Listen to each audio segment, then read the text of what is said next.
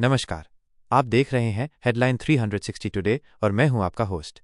पेश हैं आज की सबसे बड़ी खबरें। भारत बंद, आज 25 करोड़ कर्मचारियों की हड़ताल से रुकेंगी सार्वजनिक सेवाएं। आज पूरे देश में 25 करोड़ से अधिक सरकारी क्षेत्र के कर्मचारी हड़ताल पर हैं। इस राष्ट्रव्यापी हड़ताल के कारण बैंक, डाकघर, कोयला खदान, पब्लिक ट्रांसपोर्ट और सरकारी दफ्तर बंद रहेंगे। बिजली आपूर्ति और ट्रेनों की सेवाएं भी बाधित होने की आशंका है। यह विरोध केंद्र सरकार की मजदूर विरोधी, किसान विरोधी और कॉरपोरेट समर्थक नीतियों के खिलाफ किया जा रहा है।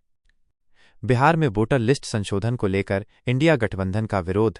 बिहार में वोटर लिस्ट में संशोधन को लेकर इंडिया गठबंधन ने कड़ा विरोध दर्ज कराया है। राहुल गांधी और तेजस्वी यादव पटना में चुनाव आयोग दफ्तर तक मार्च करेंगे। इनकम टैक्स गोलंबर से इस मार्च की शुरुआत सुबह 10 बजे होगी। कैसे गैर नागरिक बन गए भारत के वोटर? फॉर्म 6 पर उठे सवाल। फॉर्म 6 में नागरिकता का प्रमाण नहीं मांगे जाने के कारण गैर नागरिकों के भी वोटर बनने पर सवाल खड़े हो गए हैं। चुनाव आयोग इस संबंध में स्पेशल इंटेंसिव रिवीजन कर रहा है। ट्रंप की चेतावनी, भारत सहित ब्रिक्स देशों पर लगेगा 10% आयात शुल्क। पूर्व अमेरिकी राष्ट्रपति डोनाल्ड ट्रंप ने ब्रिक्स देशों को अमेरिका के लिए खतरा बताया है। उन्होंने सत्ता में आने पर भारत सहित कई देशों पर 10% आयात शुल्क लगाने की बात कही है। ब्राजील में पीएम मोदी की आतंकवाद पर दो टूक, दोहरे मापदंड नहीं चलेंगे। भारत और ब्राजील ने आतंकवाद के खिलाफ एकजुटता दिखाते हुए दोहरे मापदंडों की निंदा की है। प्रधानमंत्री नरेंद्र मोदी ने इस दौरान पाकिस्तान और चीन पर अप्रत्यक्ष हमला किया। पुलवामा हमले के लिए ई-कॉमर्स से खरीदा गया विस्फोटक, FATF report. Financial action task force FATF की रिपोर्ट में खुलासा हुआ है कि पुलवामा हमले के लिए विस्फोटक ई-कॉमर्स प्लेटफॉर्म से खरीदा गया था। रिपोर्ट में टेरर फंडिंग में डिजिटल टूल्स के गलत इस्तेमाल पर चिंता जताई गई है।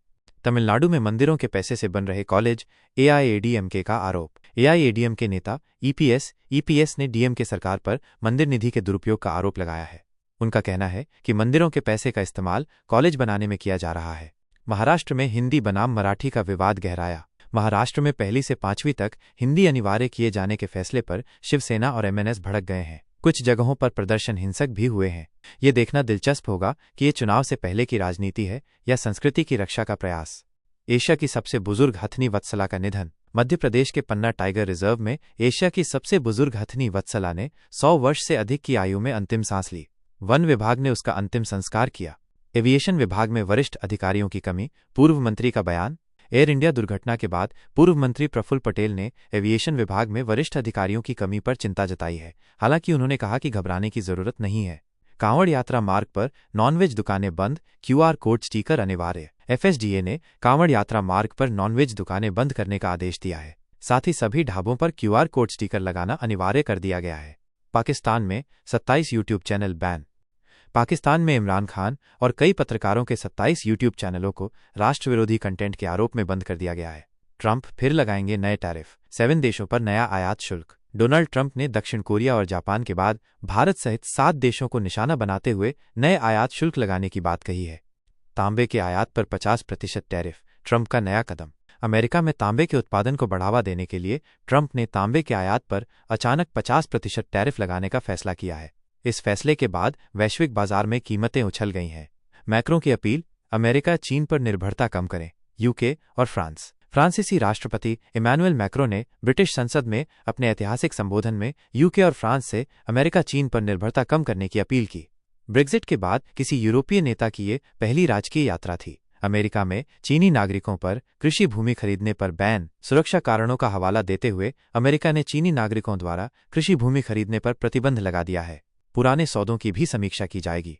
बर्लिन का बड़ा आरोप, चीन ने लाल सागर के ऊपर जर्मन विमान को लेजर से बनाया निशाना। जर्मनी ने चीन पर एक गंभीर आरोप लगाया है। बर्लिन ने दावा किया है कि लाल सागर के ऊपर उड़ रहे एक जर्मन सैन्य विमान को चीन के एक नौसैनिक जहाज ने लेजर से निशाना बनाया।